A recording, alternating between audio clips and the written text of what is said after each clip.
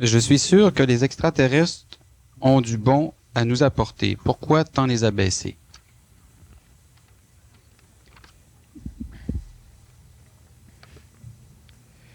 Bon, lorsque j'ai dit que la planche de salut de l'humain était le phénomène extraterrestre, ça ne voulait pas dire que les extraterrestres n'avaient rien à nous apporter. Ça voulait plutôt dire que la planche de salut de l'humanité était le phénomène extraterrestre. Le problème, c'est que lorsque certains humains ont, comme j'expliquais dans le début de la conférence, ont connu le phénomène extraterrestre comme étant quelque chose de neuf qui devait remplacer chez eux toute la tradition ancienne qu'ils avaient refusée. Parce que vous savez, lorsqu'on évolue, à un moment donné, il y a des choses qui nous puent au nez. Puis quand on a pas mal de choses qui nous puent au nez, on ne croit plus à ceci, plus à cela, on veut plus embarquer là-dedans, ben on attend quelque chose de neuf. Puis tout d'un coup, on tombe sur un livre, puis on parle d'extraterrestres, ben voilà, c'est ça la chose neuve. Puis là, on est prêt à accepter n'importe quoi. Lorsque, après avoir accepté ce n'importe quoi, on entend un conférencier qui dit que le phénomène extraterrestre a besoin de l'homme, eh bien on arrête là d'écouter, puis là on mijote. Pendant que le conférencier continue, et l'homme a besoin de l'extraterrestre, mais ça on n'entend pas. Lorsque je dis l'homme n'est pas de la merde, automatiquement l'extraterrestre c'est de la merde. L'extraterrestre est plus évolué que l'homme et il descend, ça on n'entend pas. Il y a des humains qui sont hautement avancés, d'autres qui ne le sont pas. Non, les extraterrestres, il a dit que c'est tout des mauvais. Je suis sûr que les extraterrestres ont du bon à nous apporter, oui. Comme les Américains ont du bon à nous apporter. Comme les Soviétiques ont du bon à nous apporter. Mais il faut tomber sur un bon Américain et sur un bon Soviète. Parce que sinon, on va se rendre compte qu'ils ont aussi d'autres choses à nous apporter. Bien, c'était une question aussi dans le même sens. J'ai l'impression que vous voulez dire que les extraterrestres ne valent pas mieux que de la merde. Bon, ça dépend évidemment du marché de la merde. On va savoir s'ils valent plus que la merde.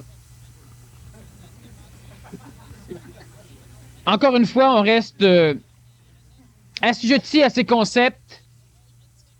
Vous savez, lorsque j'ai rencontré pour la première fois une personne qui adorait un certain Dieu que vous n'adorez pas vous autres parce que vous n'en avez pas la tête, lorsque j'ai rencontré ces personnes et que je leur ai demandé « Votre Dieu, est-ce qu'il est supérieur ou inférieur à l'homme? » Alors, c'était la colère noire dans l'endroit où j'ai été. J'étais jeune à l'époque, je ne voulais pas les mettre en colère. Et lorsque je leur ai dit « L'image ici de votre Dieu », j'ai pas pu en dire plus. Ils m'ont sauté dessus me disant que ce n'était pas l'image de leur Dieu, mais que c'était leur Dieu. Alors, je leur ai dit « C'est drôle, moi, je peux marcher, je peux parler, donc je suis supérieur à votre Dieu, parce que lui, il ne peut pas bouger. » Et on a dialogué longtemps comme ça. Il n'y avait rien à faire, il ne pouvait pas comprendre. Et on a fini par dire que Dieu était partout. Alors je disais, Dieu est donc dans l'homme. Non! L'homme est le serviteur de Dieu, mais Dieu n'est pas dans l'homme. Donc Dieu n'est pas partout. Oui! Dieu est partout! Ben, il est dans l'homme. Non! Ben, je me suis en allé.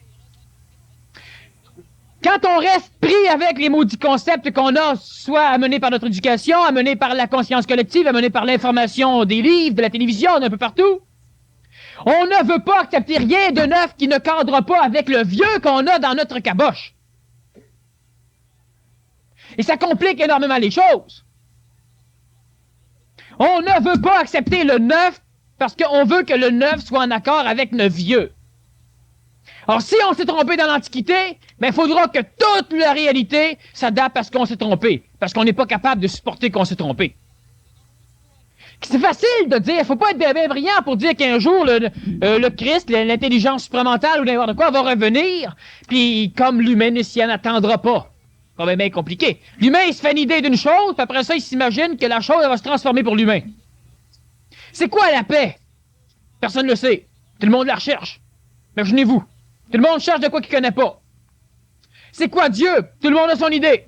Tout le monde est sûr qu'ils vont le rencontrer. C'est quoi un phénomène extraterrestre? Ben, ceux qui connaissent ça, les jeunes surtout, ceux qui sont dynamisés par quelque chose de neuf et qui étudient ça depuis un bout de temps, amenez-leur rien de neuf. Vous savez que la majorité des personnes qui sont jeunes et qui croient plus facilement au phénomène extraterrestre sont aussi pognés que les personnes les plus âgées que sa planète? Oh, il y avait une conscience à s'ouvrir de quoi de neuf. Ils se sont ouverts 2 secondes, ils ont ramassé ce qu'il y avait à l'époque, puis maintenant ils tiennent dur comme fer. Puis si on leur ramène de quoi d'autre neuf, non. Plus vieux que les vieux. Je veux rien savoir.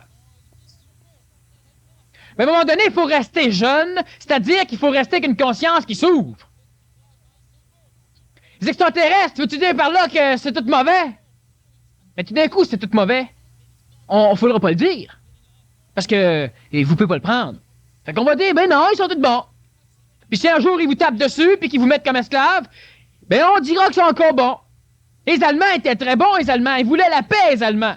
Puis quand ils amenaient les Juifs dans les camps de concentration, ben ils les amenaient dans les beaux champs, tout fleuris. Tu sais, on a passé 30 ans à dire qu'ils étaient pacifiques. On peut pas commencer à dire qu'ils faisaient la guerre. Même si c'était là avec leurs armes, le Gestapo, leur Wehrmacht, toute la gang. Puis quand on les exterminait, les Juifs, ben là, ils comprenaient pas encore. Il y en a qui sont en allés béatement, ils comprenaient pas. C'était bloqué, c'était fait. Alors on a un paquet de jeunes qui, à un moment donné, ont dit, voyons là, tout ce que les vieux nous amènent de vrais schnoutes, c'est extraterrestre, ça c'est brillant. On leur amène de quoi de neuf maintenant, ils sont aussi pognés que les autres. Vous savez, être pogné sur de quoi de vieux ou être pogné sur de quoi de neuf, c'est tant qu'on est pogné, on est pogné pareil. Si je dis que les extraterrestres sont un phénomène qui peut être dangereux, c'est simplement pour ouvrir la conscience de ceux qui s'illusionnent que les extraterrestres, c'est automatiquement bon. Ça peut pas être dangereux. Ceux qui ont une foi aveugle, que ce soit dans un crapaud, dans un dieu, dans un extraterrestre, si leur foi les amène vers un mauvais choix, puis qui ont une foi aveugle, ben ils vont toujours rester dedans. Alors, à l'instant où ce qu'on amène de quoi de neuf, faites attention. Oui, c'est correct, faites pas attention. Restez dans votre sécurité, refusez le neuf après en avoir accepté une petite part, puis refusez le reste. Celui qui cherche du feu qu'une chandelle, ben si ce reste, c'est quoi le feu? Ce serait mieux. Les extraterrestres vont amener à l'humanité ce que l'humanité va amener au plan extraterrestre. Dans l'échange et dans le contact, disons, mutatif entre les deux phénomènes, il y a des humains qui n'auront pas la possibilité, parce qu'ils n'ont pas un corps physique suffisamment solide, pour recevoir ce contact. Eux lutteront contre le phénomène extraterrestre, donc se battront. Du point de vue extraterrestre, est-ce que les humains sont tous bons? Non. Il y en a un paquet qui vont pouvoir être le salut. Il y en a un paquet qui vont lutter contre.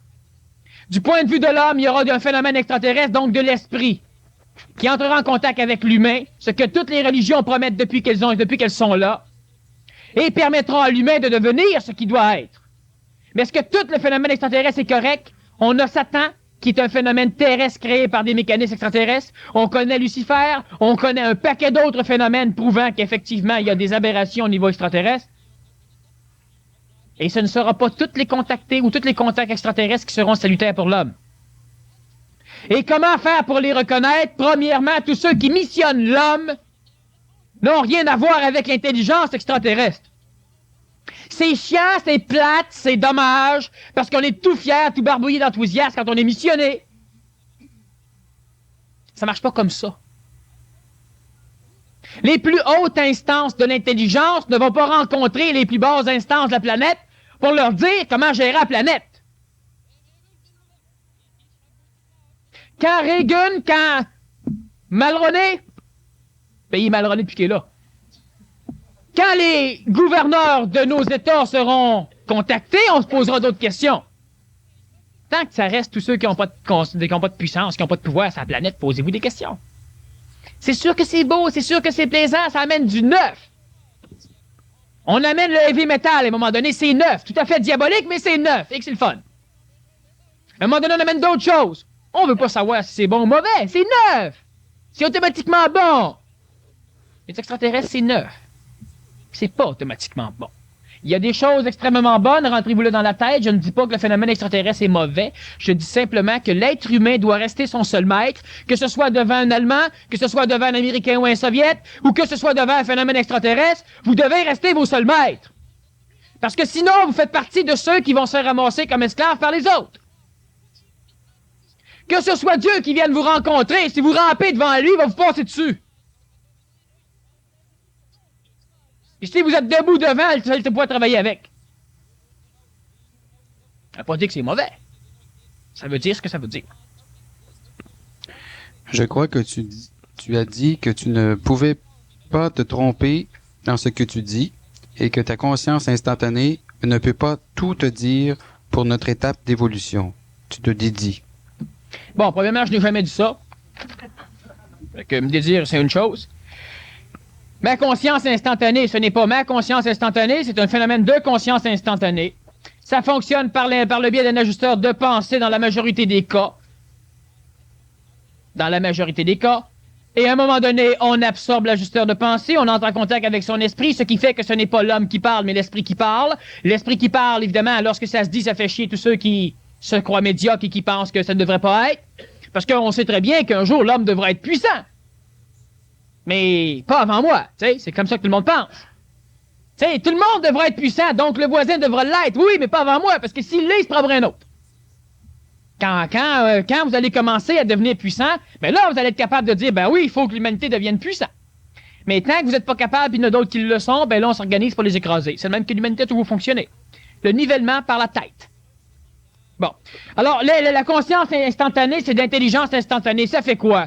Ben, c'est intelligent. Donc, ce n'est pas émotif. Parce que l'émotivité n'est pas intelligente. Les deux peuvent aller ensemble. Mais l'émotivité n'est pas intelligente, l'intelligence n'est pas émotive. Cela veut simplement dire que moi, j'ajuste ce que je dis par rapport à ceux avec qui je parle. Ça ne veut pas dire que je ne peux pas le dire. Ça veut simplement dire que ça ne doit pas être dit parce que ça serait inécologique. Ça n'a rien à voir à savoir si vous êtes suffisamment prêt ou non. Ça a simplement à savoir qu'il y a des choses qui ne doivent pas être dites. J'ai expliqué souvent que les mécanismes astraux, le ciel, les annales akashiques hindous, la matière, ça l'enregistre. Hein? On a les bandes magnétiques, on a les photos, on a les vidéos. Ça l'enregistre. Il y a des choses qui ne doivent pas être dites pour la simple raison que ça sert au niveau des plans astraux à manipuler les collectivités. Donc, il y a des choses qu'on va dire qui vont simplement servir contre l'homme. On sait très bien en affaires, il y a beaucoup d'hommes d'affaires qui savent très bien que quand ils ont une idée géniale, ben ils se ferment la boîte. Pourquoi? Parce que s'ils en parlent, ça marche plus. Et ça marche contre eux autres. C'est pas de la superstition. Il y a des hommes d'affaires qui le savent. Il y en a qui ont perdu assez pour savoir que ferme ta boîte. Quand elle va être matérialisée puis signée, t'en parleras. Avant, non. Vous avez un vœu, on le sait aussi au niveau théologique. Dites-le pas. Dites-le. L'astral est au courant. Ça marche contre vous autres. La conscience collective, ça marche contre l'homme. C'est relié au phénomène satanique. De toute façon, on va revenir la semaine prochaine. Vous faites un vœu, dites-le. Oubliez tout. Le Nazaréen, qu'est-ce qu'il disait? Faites des prières, fermez vos boîtes. Faut pas que personne le sache. Ça veut pas dire que c'est pas l'humain qui est le problème. C'est ce qui manipule l'homme qui est le problème. On regarde simplement la manipulation de l'homme. Il y en a suffisamment de manipulation sur la planète sans qu'en plus on aille s'écraser devant le phénomène extraterrestre. T'sais, on est manipulé par notre propre, disons, contenance planétaire, le monde de la mort, le ciel, le plan astral. Puis en plus, il faudrait qu'on se mette à genoux devant le phénomène extraterrestre. On n'en sortira jamais. L'homme est manipulé, on le force à penser, on le force à parler des choses. Alors, à un moment donné, l'homme ne peut pas dire ce qu'il veut dire. Ça, dans le séminaire que je fais, le séminaire sur l'homme nouveau, c'est à peu près juste là-dessus qu'on élabore. Pas pour l'apprendre, pour le comprendre. De quelle façon on vous force, on vous niaise. On vous pose des questions, vous ne pouvez pas parler. C'est pas compliqué tellement. On va dire à quelqu'un, tiens, va faire une conférence en avant. Je suis capable de dire un mot dix mots. Pourquoi? Il veut. Pas capable. Non, il parlera pas. Il parlera pas. Faudra qu'il y ait une maudite puissance pour arriver à parler. Sauf s'il a instruit les plans astraux que lui parle. Et là, il va être correct. On va demander à quelqu'un une question particulière, puis il va répondre, ben oui, mais ça, je le sais pas. Qu'est-ce que tu fais ici? Ben, je sais pas, je suis venu à cause que... Pourquoi tu le sais pas, puis tu continues à répondre? La majorité des humains, quand on leur pose une question précise, ils commencent toujours par... Ouais, je sais pas, c'est à cause que... C'est ça. Continuez à vous instruire que vous savez pas. C'est pas comme ça qu'on finit par savoir. Est-ce que vous êtes heureux? Comme tout le monde. C'est ça. C'est ça. Supportez pas vous autres, comme tout le monde. T'as eu peur, hein, hier? Ben, c'est normal. Correct. Oublie tout. C'est normal, correct. C'est pas l'humain qui répond ça. L'humain est intelligent. On le force à parler. Mais mauditement, l'humain s'identifie toujours à ce qu'il exprime, alors il se dit, je suis de même. C'est ça. Continuez à penser, vous êtes de même. Vous êtes manipulé à faire un panoplie de choses, puis vous vous identifiez à ce que vous faites. Continuez à le faire. Si j'aurais pas fait ça, il n'y aurait pas eu tel accident. C'est pas toi qui as fait ça. Parce que si tu aurais su tu l'aurais pas fait. Hein? Non. On t'a omnibulé, t'es allé, tu l'as fait. Là, maintenant, tu broyes sur toi parce que tu t'illusionnes que c'est toi qui es le responsable. Enfin, t'es responsable, mais t'es pas coupable. Mais l'humain, c'est pas. L'humain se culpabilise. L'humain pense qu'il est coupable. La majorité des humains sont manipulés par-dessus la tête par les phénomènes astraux, les phénomènes sataniques, entre autres. Tu sais, Satan, ça fait peur. On s'imagine automatiquement, je ne sais quoi, là, de baveux qui vous rentre dans la tête puis qui vient vous faire tourner la tête. Bon, pas ça! Satan l'atmosphère. Bon, ça, c'est la définition parfaite. Alors, on connaît toutes les guerres, les chicanes de famille, on connaît tous les stress que l'humain a. L'humain est manipulé, mais manipuler, c'est écœurant. À un point tel qu'il s'illusionne qu'il y a un libre arbitre. Oh, c'est l'humain qui décide de sa vie. Puis tout ce qu'il décide, c'est qu'il n'y arrive pas. Puis il continue à penser que c'est correct. Puis tout ce qu'il veut pas, c'est qu'il arrive. Quand il y a un accident, ben, c'est pas ça qu'il voulait, mais il en a un pareil. Quand il achète un billet, ben, il gagne pas, mais c'est quand même ça qu'il voulait. Oui, l'humain, il y a un libre arbitre, l'humain. Tout ce qu'il entreprend, ça marche pas. Il y a un libre arbitre, l'humain. Faut croire. Puis l'humain continue à penser qu'il en a un. Dans une région où il n'y en a pas. On va revenir là-dessus avec de toute façon la semaine prochaine. Chose certaine, tout ce que je veux, c'est que vous compreniez bien. Bon, je crois que tu as dit, continue à croire, que tu ne pouvais pas te tromper. Pas me tromper. Bon, compliqué. Dans ce que tu as dit, que ta conscience instantanée, ce n'est pas ma conscience instantanée, ne peut pas tout dire, ne peut pas tout te dire pour notre étape d'évolution. Comme je répète, ça n'a rien à voir avec votre étape d'évolution. Il y a des choses qui ne doivent pas être dites parce que ça sert contre l'homme. Puis à un moment donné, on doit les dire parce que c'est le temps d'instruire. Pas l'homme. La conscience collective qui régit l'homme. J'ai un de mes amis qui appelle ça le système. Ben, c'est ça la conscience collective. C'est chacun d'entre vous sans être personne individuellement. Et ça manipule tout le monde. Tout le monde va être normal. Tu vas voir un psychologue, t'es malade. Il te dit que t'es normal, t'es correct, t'es content. Ça n'a rien changé, mais t'es normal. T'as un bouton sur le nez, c'est normal, ça. À cet âge-là, c'est normal. Bon, ben, c'est normal, correct. Là, tu t'en vas, t'es correct, t'es bien. Ça n'a rien changé, mais t'es normal. C'est ça la conscience collective. C'est rien, c'est tout. C'est pas palpable, mais ça manipule l'humain. Je te dis souvent que l'humain est manipulé, mais le mot du problème, c'est qu'il n'y a pas de manipulateur. C'est un paradoxe très intéressant, mais ça n'empêche pas que l'humain est manipulé. Alors, rechercher la cause chez lui, il ne trouve jamais la cause. La rechercher à l'extérieur, il ne la trouve pas là non plus, la cause. Des autres, non.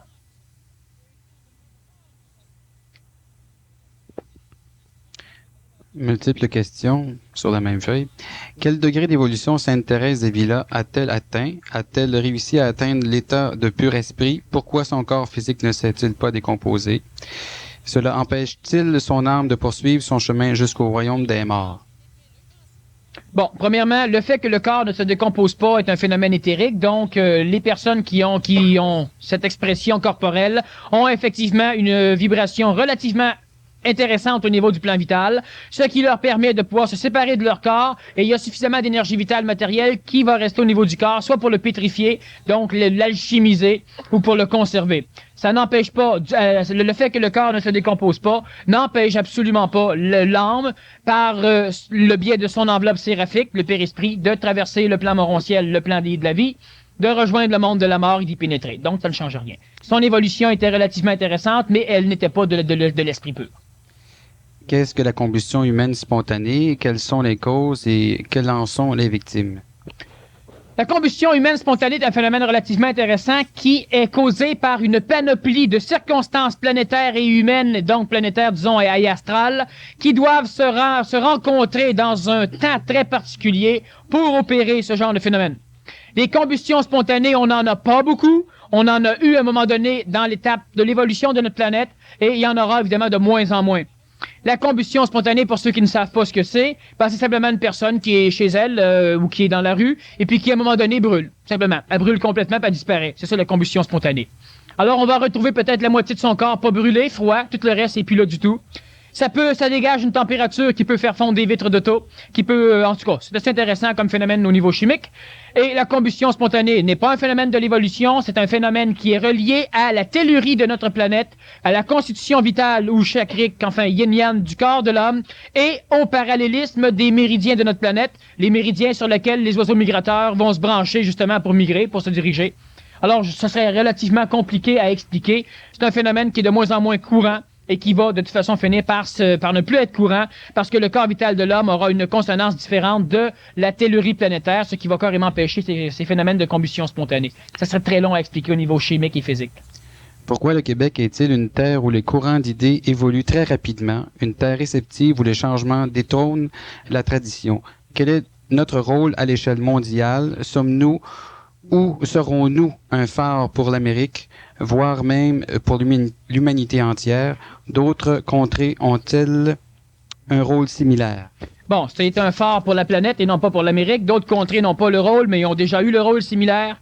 Le Québec est traditionnellement, antiquement, appelé K-E-B-E-K, donc Québec d'un sens ou de l'autre. C'est le bouclier canadien, ce n'est pas le Québec politique, c'est le Québec ésotérique.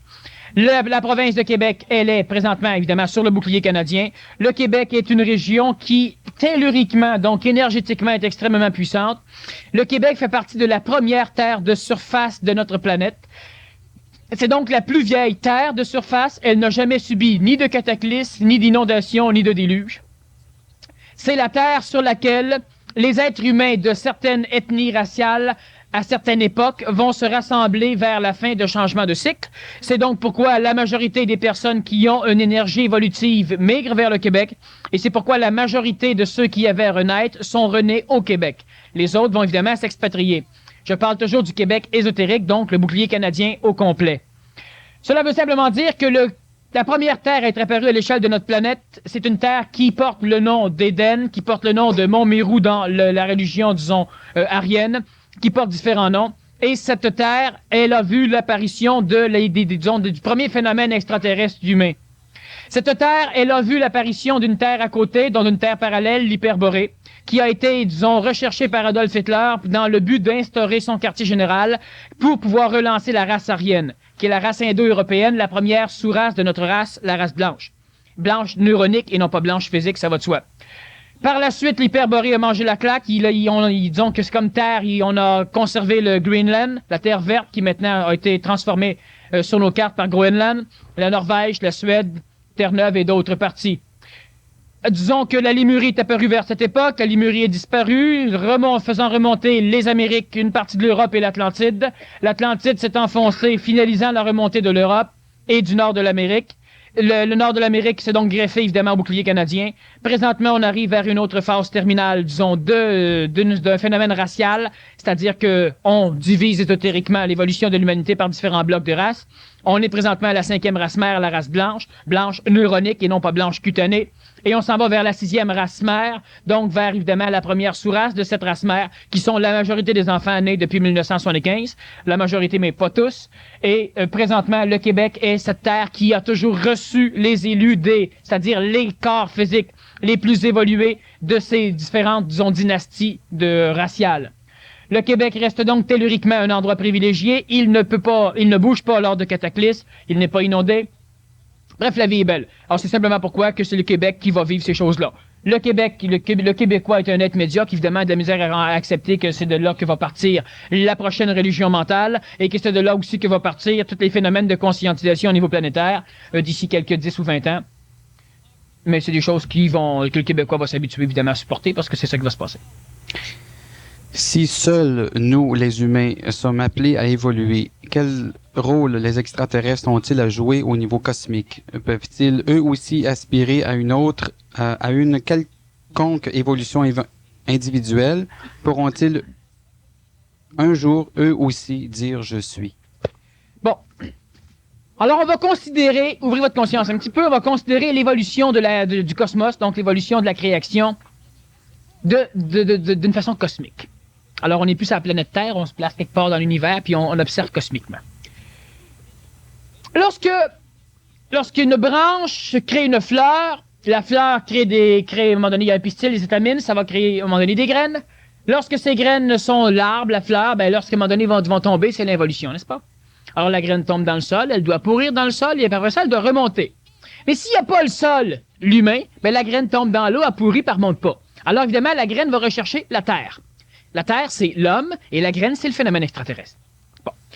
Maintenant, ce qu'il faut comprendre, c'est que la graine qui tombe dans le sol remonte après en arbre. Ce qui fait qu'au niveau cosmique, il n'y a pas d'involution, il n'y a pas d'évolution, il y a simplement un déplacement. Sauf qu'il y a un déplacement qui se fait dans un sens vibratoire, un ralentissement vibratoire, dont la vapeur d'eau devient de l'eau, elle devient de la glace. Et il y a un déplacement qui se fait dans un sens opposé, la glace devient de l'eau, elle devient de la vapeur d'eau et elle devient, des atomes. Alors, ce qu'il faut comprendre, c'est que si on va dans une direction, on va remonter dans l'autre après. Donc, le phénomène extraterrestre est exactement dans le même chemin évolutif que l'homme, c'est-à-dire, il devra travailler à l'arrêt de l'évolution expansive de notre univers, de façon à ce qu'un jour tout soit réintégré comme cela était à l'origine, mais ça va se faire dans quelques milliards d'années terrestres. Alors, on en parlera dans ce temps-là. Sauf que pour l'instant, ce qu'il faut comprendre simplement, c'est que le phénomène extraterrestre descend et remonte, l'homme a descendu et remonte, donc effectivement, tout pourra un jour être. Avant d'être, ils vont passer par la phase un peu plus inférieure où ils pourront dire « je suis ». À un moment donné, ils n'auront plus besoin de le dire, hein, quand on est, on ne le dit pas. Bon. Pourquoi sommes-nous la seule planète à évoluer à contre-courant de toutes les autres planètes? Quelle est l'utilité d'être unique? Bon, il n'y a pas d'utilité à être unique. Une chose est certaine, c'est que l'être humain est... Vous savez ce que ça donne? On prend un noyau d'atome, ou disons un atome, et puis on le fissure, et puis on crée de l'énergie pour faire marcher la ville de Montréal pendant une nuit. Alors, si on prend vos corps physiques avec la myriade d'atomes qu'il y a là-dedans, et que si on brise tout ça, savez-vous ce qu'on fait? On prend un corps humain, puis on bousille la planète. Si on pourrait faire une fission, disons une fission atomique de toutes les molécules, de tous les atomes qui constituent votre corps. Alors, l'être humain, même s'il est densifié, lorsqu'il sera plus grand, là, disons que théologiquement et chimiquement, on dit lorsque l'être humain sera lumière, mais il y en aura d'énergie là-dedans, ça va supporter plusieurs planètes. Alors, à quoi ça sert de faire en sorte que le phénomène... Bon, premièrement, il faut comprendre que l'explosion de notre création, ce que la théologie appelle la création, quoique la Genèse, elle, parle surtout de la création de la terre et du ciel en même temps, qui est un phénomène qui a été créé après, évidemment, le phénomène de la création. Alors, si on comprend le phénomène expansif de cette création, il y a, évidemment, des régions qui seront les premières, les plus denses, dont la Terre. Alors, on n'a pas été créé unique, c'est un phénomène mécanique. Exactement comme la graine qui tombe sur la terre, ben elle pousse. Est-ce qu'elle a été choisie par quelconque? Non, il fallait qu'une graine, des graines tombaient, puis une qui est tombée là, puis ça a poussé. Alors, elle n'est pas privilégiée. Elle est unique. Mais être unique, c'est pas être privilégié. Nous, on est unique, puis on est les seuls cons qui ont mangé tout ce qu'il y a à manger, et puis maintenant, on va aller empêcher ceux qui descendent, comme on a descendu, de descendre où on a descendu. Donc, ils ne viendront jamais hommes des cavernes. Ils n'auront jamais besoin de se battre contre des dinosaures. Ils n'auront jamais besoin de se battre entre eux. Ils n'auront pas besoin d'inventer le feu. Ils n'auront pas besoin d'inventer la roue. Ils n'auront pas besoin de se faire écraser par la roue une fois qu'ils l'ont inventée. Puis ils n'auront pas besoin de vivre tous les problèmes que l'humanité a vécu. On est unique. On n'est pas privilégié. Il y a une différence. Est-ce que le cycle évolution-involution est infini, c'est-à-dire que les extraterrestres, une fois densifiés, réévolueront et que voyons, on n'est pas humains, dans un moteur à piston, là. Non. Réévolueront et que les humains, arrivés au sommet, recommenceront à redescendre de nouveau. C'est ça. Les hindous ont inventé la technique du moteur à piston bien avant qu'on invente le moteur. Vous savez, pendant qu'un piston monte, l'autre descend. Ça, le moteur, hein? Ça marche comme ça. Bon. Alors, le phénomène hindou, le phénomène arien, la race aryenne a été conduite par Ram et donc Rama. Alors, eux autres ont conceptualisé l'idée, justement, que tout était cyclique pour la simple raison que le contact qu'ils avaient intuitivement avec l'intelligence supramentale, donc avec leur esprit, les a instruits d'un phénomène d'évolution, évolution, évolution, évolution. Elle ne se passe pas tout à fait comme ça. Non. L'humanité, présentement, approche le contexte planétaire. Vous savez que la création, c'est mauditement plus vieux que la science peut l'imaginer. Bon. Alors, présentement, on est presque à la fin de cette expansion de notre univers et on va recommencer la phase d'évolution. Autrement dit, depuis le début de la création, il n'y a eu qu'involution. Et prochainement, on va commencer la phase d'évolution et ça marche pas avec descend, montée, descend, montée. On va évoluer et tout va se restaurer comme cela était. Un jour, on va faire une conférence juste sur ce phénomène de création et de reconstitution des choses telles qu'elles étaient à l'origine. Pas pour l'instant parce que, ce n'est pas le temps. On a d'autres conférences à faire avant. Mais il faut bien comprendre que le phénomène de piston ou le phénomène, disons, d'évolution des 4 cycles de la race aryenne, donc du phénomène hindou, n'est pas tout à fait en accord avec la réalité de l'évolution des humanités. Qui est Orton et quel est son rôle dans le cosmos? Bon.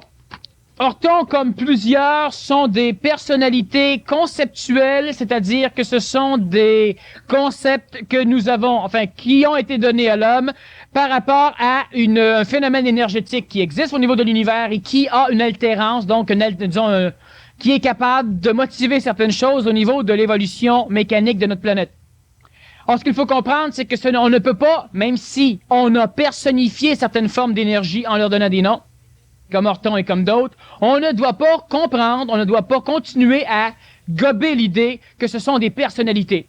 C'est exactement comme si on prenait par exemple, la vibration de l'hélium et qu'on lui donnait un nom.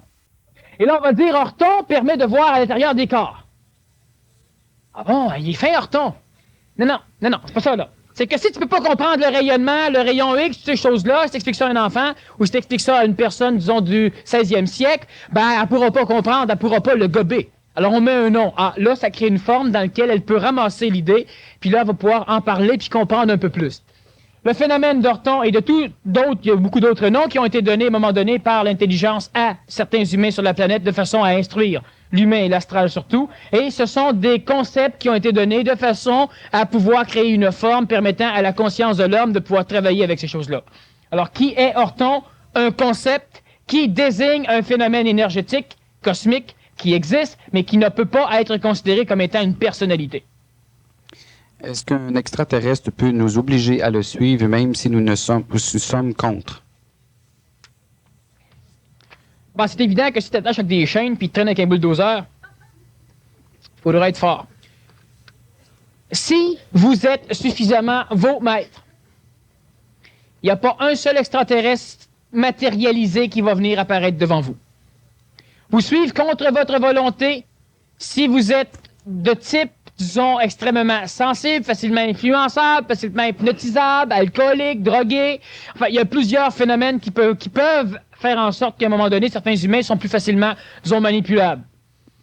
Mais, faut pas s'en faire. Une chose est certaine, c'est que si vous restez debout et que vous n'êtes pas trop impressionné, ben, il n'y a aucun problème, ça va disparaître vite, parce que si vous n'êtes pas impressionné, l'extraterrestre s'attend bien gros à ce que l'être humain soit impressionné. Enfin, cette forme d'extraterrestre, si vous ne l'êtes pas, lui va l'être. Alors, il va sacrer son camp.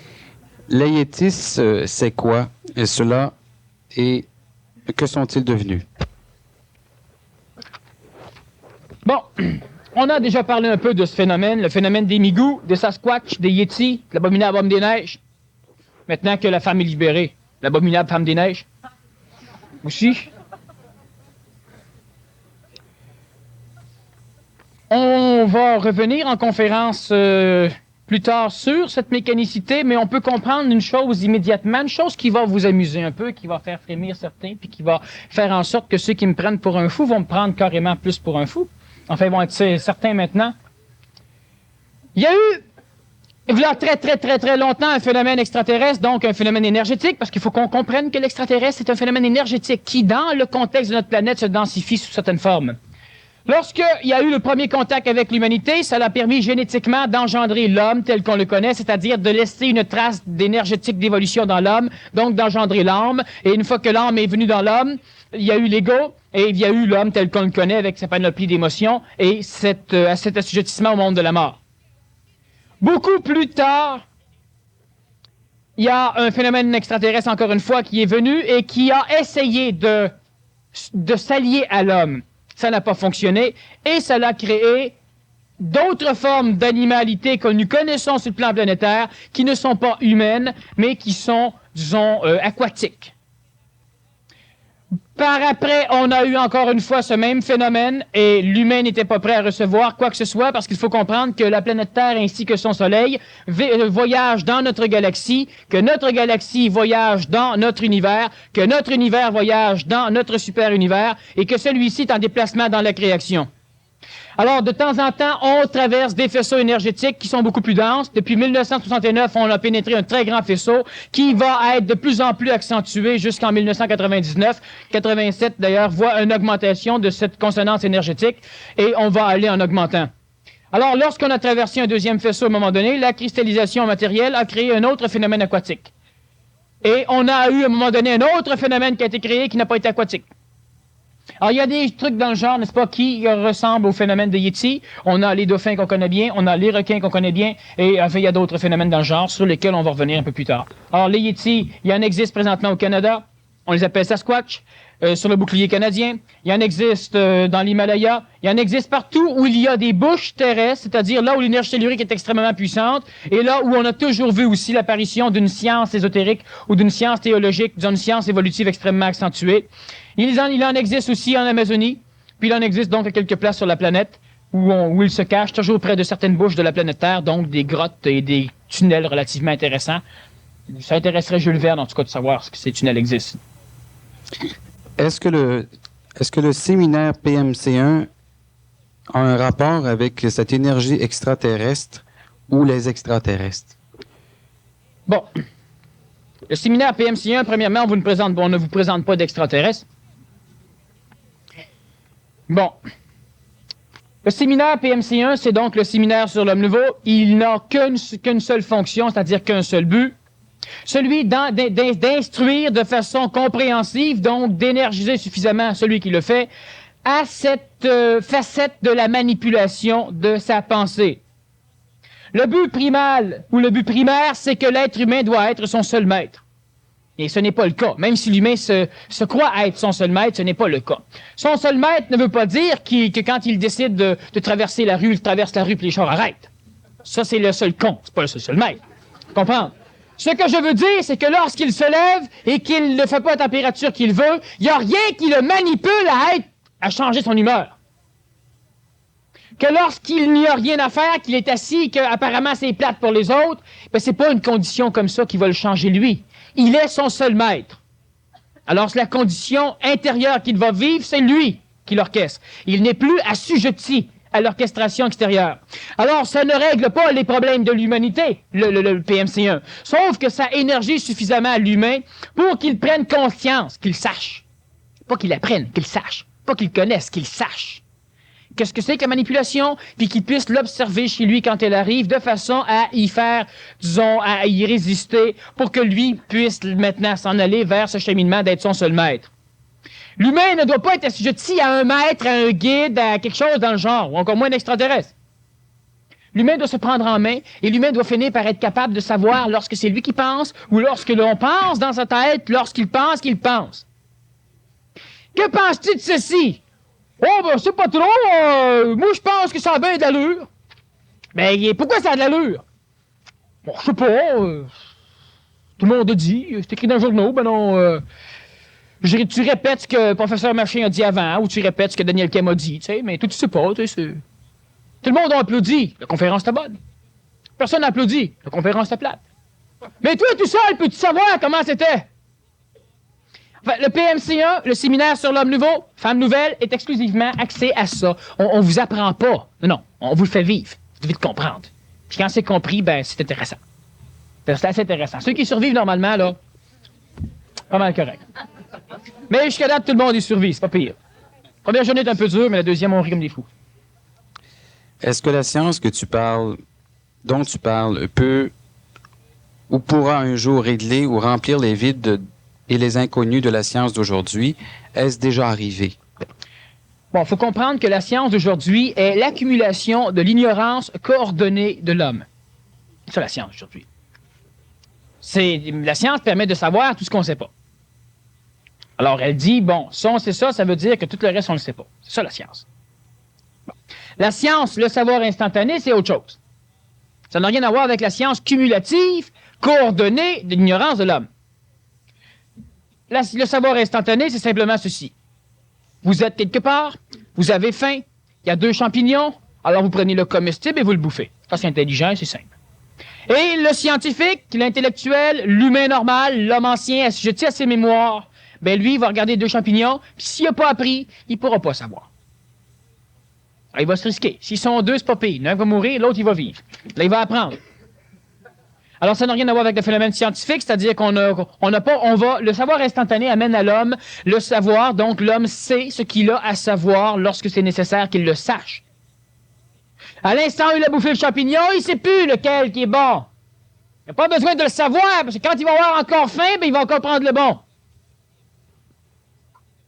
On a besoin de le savoir. C'est ça, le savoir instantané. Alors, on a des grands-mères dans l'Antiquité ou des mères qui, à un moment donné, bon, il y avait telle maladie, ben, il allait dehors, puis il ramassait 3 ou 4 conneries, puis il donnait ça, puis ça guérissait. Mais il ne savait pas, il n'avait pas appris. On a bâti la médecine de même. Mais à l'instant où on a commencé à l'analyser scientifiquement, ben on a dit que tous les grands-mères étaient tous des charlatans. Ils n'ont pas de diplôme. Fait que les médecins, eux autres, sont diplômés pour essayer de vous guérir, puis c'est correct s'il manque le coup. La médecine ne peut pas faire de miracle. Mais les grands-mères en faisaient, mais sont illégales. Alors maintenant, on a plein de charlatans, on a plein de ceci, on a plein de cela. Mais le savoir instantané, inconsciemment, était l'apanage de l'Antiquité. C'est ça qui a permis à l'humanité de bâtir une science à un moment donné. Mais maintenant qu'on a une science, on ne fait référence qu'à cette mémoire, la science. Alors on coupe le contact avec l'intuition. C'est pas analytique. C'est pas statistique. Alors ça peut pas être ça. La science, le savoir instantané, ça n'a absolument rien à voir avec la science sur la connaissance de l'humanité. C'est tout à fait différent. Alors on n'aura pas de bibliothèque. Vous embarquez dans un auto, vous l'allumez, vous en allez. Vous embarquez dans un avion, vous le partez, vous checkez bébelle, puis vous partez. C'est mauditement plus intelligent, mauditement plus simple. C'est ça, l'homme nouveau. Et c'est sûr que pour l'homme ancien, c'est encore un peu frustrant. D'ailleurs, je dois remarquer qu'il y a plusieurs choses que certains personnages qui sont en transition vers l'homme nouveau font et qui de plus en plus frustrent. Vous demandez à un enfant de quelques années, pourquoi tu ne veux pas apprendre ta géographie? Mais torieux, je voyage pas. C'est ça, savoir instantané. C'est quoi l'intelligence d'apprendre de quoi pour rien, pour le mémoriser? Oui, mais un jour, tu en auras besoin. Mais sacrableu, un jour, j'apprendrai la géographie. Moi, j'ai pas connu tous les pays que j'ai visités. Je les ai connus quand? 2 semaines avant de partir. Puis j'ai fouillé quelques cartes après ça. Ben, c'était correct, c'est suffisant. Ça faisait rien que rassurer mon ego à l'époque où je voyageais, en 76 et 77. Puis rendu sur le pays, ben là, je me promenais, puis à un moment donné, ben, on se rend compte, ici, il y a telle chose. Tu vas voir, c'est ça. Puis arrête de te surprendre. Hey, ça marche, wow! Ben là, tu te découpes, là, tu te déconnectes complètement, puis là, t'as l'air d'un fief niaiseux. Ça a marché une fois, t'es sûr. Puis là, tu veux revoir la même chose. Tu l'auras pas, t'es pas le même. T'es pas dans la même circonstance, t'es pas dans le même état. Alors, le savoir instantané, c'est tout à fait un phénomène qui est naturel et normal, et qui, pour la science, fait partie du paranormal. La science, elle est paranaturelle. Le monde matériel est-il une seule entité avec une conscience localisée dans une seule de ses parties? Bon, la conscience de la matière, c'est la conscience de l'homme. Parce que la matière supporte la conscience de l'homme, et la conscience de l'homme, c'est la conscience qui est supportée par la matière. Alors, faut pas penser que le verre ici a une conscience. Le verre n'a pas de conscience. Quand j'aurai bouffé le verre aura une conscience. Puis quand je l'aurai fait sortir, il n'y aura plus de conscience non plus. Mais étant donné que l'humanité meurt, va dans le monde de la mort qui est le ciel entourant notre planète, bien évidemment, l'évolution de notre planète au complet, elle est l'évolution de l'humanité au complet. Donc la conscience de la matière, c'est la conscience de l'homme. Et c'est d'ailleurs la raison mère du pourquoi de l'homme sur la planète. C'est le seul véhicule expérientiel qui permet à la matière de rejoindre les phénomènes intelligents sans que l'intelligence devienne matière et sans que la matière soit bousillée par le contact avec l'intelligence. Ben, c'est l'homme. L'homme, il peut faire ça. La souffrance est-elle notre seul moteur? La souffrance, c'est le moteur de l'homme ancien. C'est le moteur de la personne transitive. Ce n'est pas le moteur de l'homme nouveau. La souffrance, c'est simplement que... La souffrance, c'est la conséquentialité d'un acte mal conséquentialisé, d'un acte inécologique. Alors, si la personne ne souffre pas et qu'elle n'a pas l'intelligence de faire les choses qui doivent être faites, elle ne fera rien. Si elle souffre, vu qu'elle n'a pas l'intelligence de comprendre ce qu'elle doit faire, ben elle va le faire parce qu'elle n'a pas le choix. On va voir le dentiste quand on a mal aux dents. On va se faire opérer quand on a là. Bon, mal quelque part. On va changer on va faire réparer l'auto souvent quand ça marche plus. On met les pneus d'hiver quand on a glissé pas mal sans neige. Bon. Alors, il y a donc une souffrance qui oblige l'humain à avancer. La guerre, ça a toujours été utile pour l'humanité. La paix aussi, parce que la paix, c'est une guerre pour les guerriers. Et la guerre, ben, c'est une guerre pour les pacifistes. Alors, évidemment, chacun a sa guerre. Parce que le guerrier, il se bat maudit pas dans la paix. Il essaye de... Bon, il se bat contre lui-même, parce que lui, il aimerait mieux se battre contre les autres. Alors, ce qu'il faut comprendre, c'est que placer un individu dans un paradis terrestre, un individu actuel, un homme ancien, un homme transitif, un humain, placez-le dans un contexte paradisiaque, où tout est parfait, tout est là, il peut flotter dans les airs, il a soif, il a plus soif, bon. Ben non, ça il tente de boire pareil pour triper gustativement, ben ça apparaît, puis il peut boire tant qu'il veut, ça par rapport. Il peut manger, tout est parfait. Est-ce qu'il va vouloir évoluer? Ben non, tout est dur. Qu'est-ce que l'humain se plaint le plus quand on y parle du ciel? Passer sa vie à jouer de l'arbre, c'est un nuage, pas tirer à la chaîne pour arroser le jardin? L'humain, ça va être plate en sacre bleu. Ben c'est ça. Ça se passe pas comme ça. le phénomène de l'évolution est un phénomène qui est ascendant, et puis l'humain doit donc toujours être placé dans un contexte où, s'il n'a pas l'intelligence d'agir, eh bien évidemment, sa cristallisation, le fait qu'il n'agit pas, le fait qu'il devient stagnant, tandis que la vie continue à avancer, ça le fait traîner, il fait sur le parquet, puis ça on appelle ça la souffrance. Lorsque l'humain devient intelligent, donc pas connaissant, pas intellectuant, mais lorsque l'humain est capable de projeter dans l'avenir ou avoir disons, une préscience, une vue des futurs possibles, il pourra choisir le chemin le plus conséquentiel et là, il pourra embarquer dans ce chemin. L'être humain va devenir automatiquement un être écologique et il sera conséquentiel. Lorsqu'une chose doit être faite, on la fait. Donc, la souffrance disparaît de par elle-même parce qu'elle ne peut plus exister mécaniquement. L'homme nouveau ne peut pas souffrir. Il agit. L'homme ancien, lui, agit parce qu'il souffre. L'humain évolue parce qu'il est écœuré d'avoir peur, parce qu'il est écœuré de souffrir. Il n'évolue pas parce qu'il envoie l'intelligence. À un moment donné, l'humanité va avoir l'intelligence, de l'évolution améliorative, de l'entretien physique, par exemple. Il ne fera pas de l'exercice parce qu'il n'y a pas le choix. Il va en faire parce qu'il comprend l'intelligence d'en faire. Donc, il n'en fera pas parce qu'il va souffrir, etc., etc. La souffrance n'est pas le seul, disons, moteur que nous avons. Au niveau de la conscience archaïque de l'homme ancien, c'est le seul moteur. Il est inconditionnel et il n'est pas manipulable par l'humain. Lorsque l'humain devient suffisamment conséquentiel, il fait ce qu'il a à faire et la souffrance, elle disparaît, elle n'a plus de raison d'être. Un être humain incomplètement conscient peut-il avoir une raison réaliste de désirer évoluer? Peut-on désirer et être totalement conscient? C'est bien, c'est bien. Peut-on désirer et être totalement conscient? Non. Bon.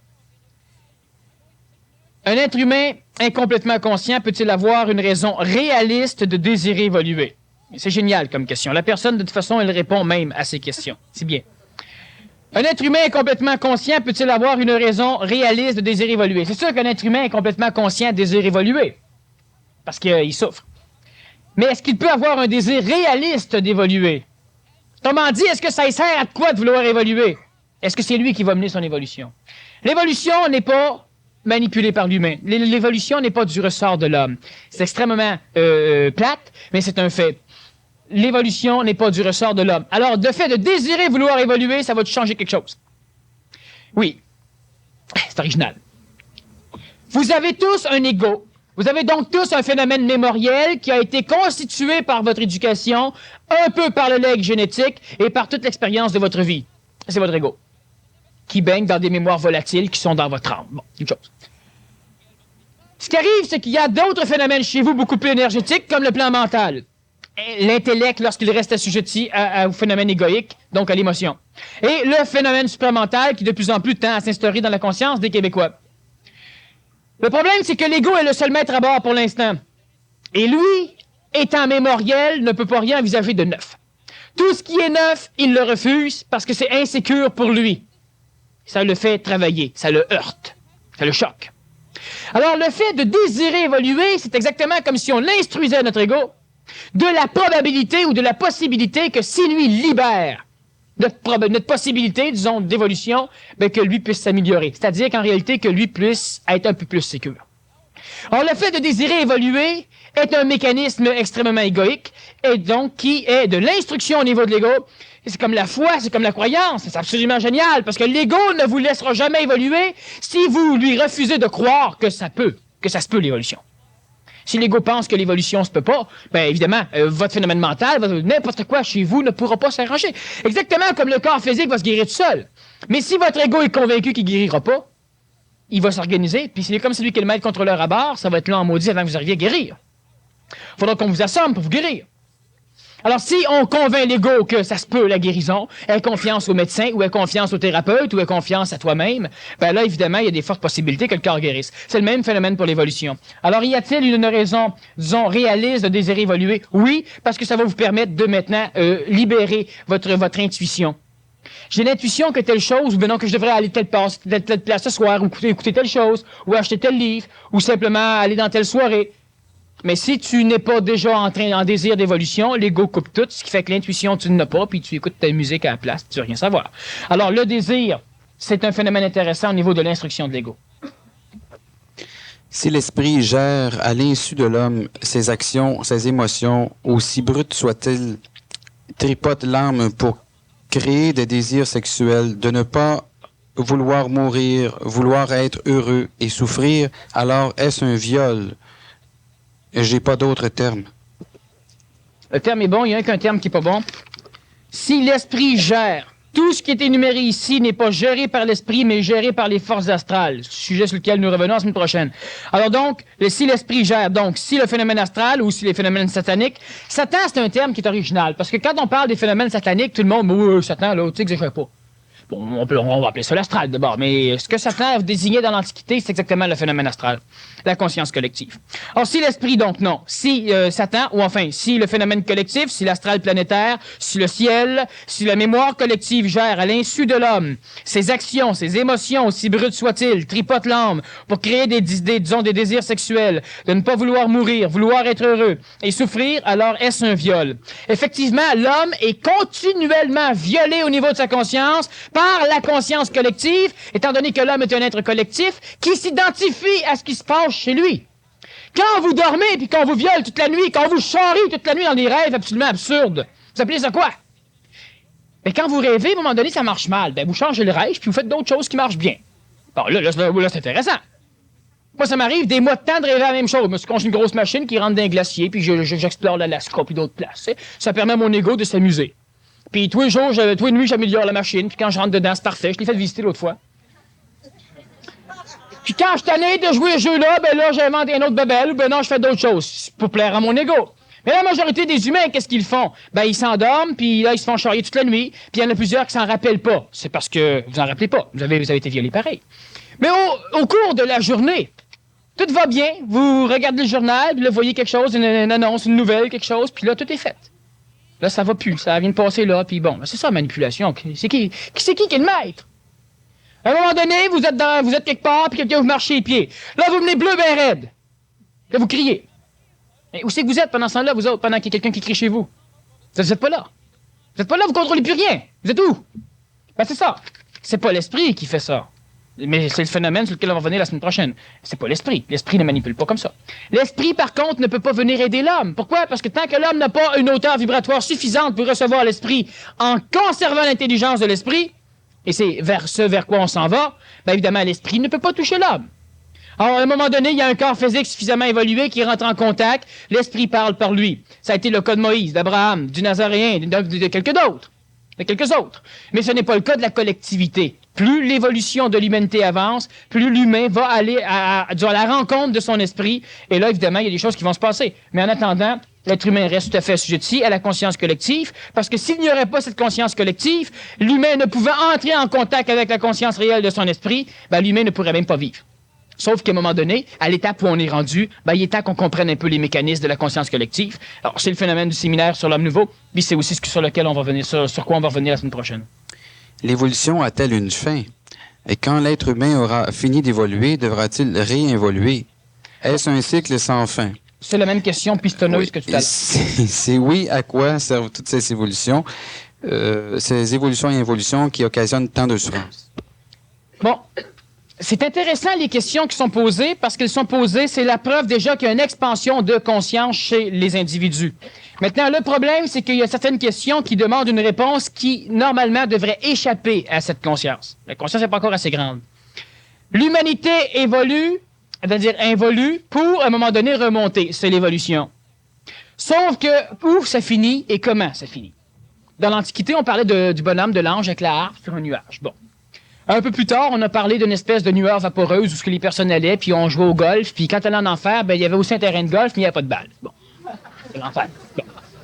Alors, on a essayé de conceptualiser des choses comme ça. Pour toujours essayer, parce que j'ai expliqué au début de la conférence, c'est que l'humain connaît le reste en comparaison avec ce qu'il vit. Alors, s'il n'y a pas de reste perceptible, il va le créer à partir de ce qu'il vit. Alors, il y a un phénomène sur lequel on va revenir à un moment donné, au cours de 87, qui est justement, qu'est-ce que c'est que l'aboutissement de l'évolution, pas de l'humanité. De l'humanité, on va en parler aussi au cours de 87, mais l'évolution finale de notre création. À un moment donné, c'était là, puis à un moment donné, il ne sera plus là. C'est ce que les théologies appellent le retour vers la création, ou vers le Créateur. Alors, il y a des phénomènes qui échappent. On a une question ici, je vais répondre comme ça, mais on va y revenir. Il y a un endroit qui est spatial, qui est temporel. J'ai expliqué à un moment donné que si on partait de la Terre, qu'on voyageait en ligne droite disons à n'importe quelle vitesse, tout le temps, pour arriver à la limite de notre univers, à un moment donné, on arriverait à la Terre. C'est comme ça que s'est fabriqué l'univers.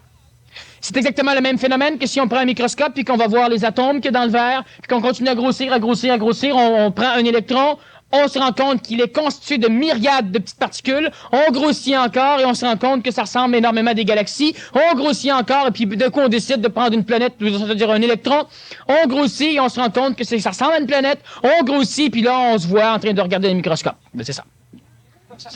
C'est comme ça qu'est bâti l'univers. Alors, Albert Einstein était le premier qui a justement essayé d'expliquer ça à l'humain, mais c'était pas le temps à l'époque. L'humain, enfin, les savants d'époque n'ont pas réussi à englober. Plus les astrophysiciens observent loin, plus sont portés à penser qu'effectivement, à un moment donné, en observant là-bas, ils vont se voir les fesses. De plus en plus. C'est pas encore venu, mais les astrophysiciens commencent, présentement, ils vont écrire des livres, il y en a quelques-uns qui en écrivent, et on peut se rendre compte que ce sont peut-être les plus puissants philosophes qu'on a sur la planète, les astrophysiciens. Alors, à un moment donné, il y a cette création, et puis à un moment donné, il y a quelque part quelque chose qui n'existe pas, mais qui est là. C'est pas localisé, c'est pas temporalisé. Enfin, c'est extrêmement compliqué à expliquer pour la simple raison que chaque fois que l'on prend un mot, le mot a été créé pour définir un contexte sur notre planète Terre, et le mot ne peut donc pas s'adapter à définir quelque chose qui n'est pas. Mais qui est là, mais qui n'est pas. Bon. Là au-dessus, à un moment donné, s'est fait ramasser par un phénomène extraterrestre, et puis donc par son esprit, puis il a expliqué qu'un jour, l'être humain irait vers le non-faire, le non-agir. Alors, ils ont écrit le Tao, qui est une assez bonne interprétation de ce qui se passe là de bord de la création, donc lors de la finalité disons, du retour de l'humanité vers ces phénomènes de création. Mais on va revenir de toute façon au cours de 87. Comment le Christ a-t-il fait pour évoluer et ne pas ressentir l'orgueil en même temps? Bon, ça c'est intéressant. À un moment donné, il y a dans une secte, la secte nazaréenne, qui est une secte essénienne, mais la seule secte qui accepte les femmes, parce qu'à l'époque, la femme, on la considérait comme étant relativement bête de somme. Un peu avant le somme, remarquez. Enfin.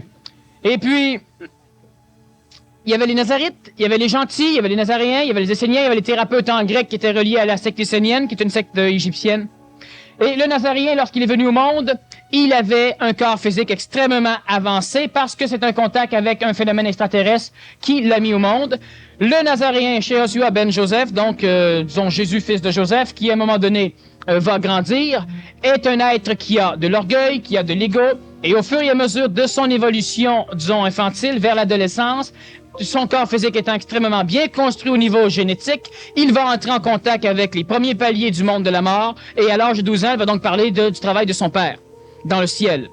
Continuant à grandir, il a voyagé, il va finir par parler du travail de son père dans les cieux. Les cieux sont les paliers extérieurs au ciel, donc le Dieu du Nazaréen à l'état adulte n'a plus rien à voir avec le père dans le ciel, mais il parle maintenant des cieux. Il y aura 3 paliers de cieux, et le plan supramental, donc l'Esprit Saint à l'époque, est le premier palier, celui qui justement est en train d'entrer en contact avec l'humain. Le Nazaréen a donc vécu ses phases, mais il était suffisamment neurologiquement bien bâti, et continuellement, lorsqu'on lui disait « Pourquoi tu ne parles pas ?», il répondait toujours « Mon heure n'est pas venue ». Ce n'est donc pas le temps de commencer, pour la simple raison qu'il savait très bien qu'il n'avait pas encore le contact parfait, donc sa fusion avec son esprit n'était pas complétée. La conférence est terminée, hélas, mais de toute manière, on va parler suffisamment du Nazaréen la semaine prochaine parce qu'on va parler de Satan, et cela a été le premier à l'affronter convenablement. En attendant, comme j'ai dit la semaine dernière, faites-vous pas enlever. Et puis, là, la semaine prochaine. Merci beaucoup, Daniel.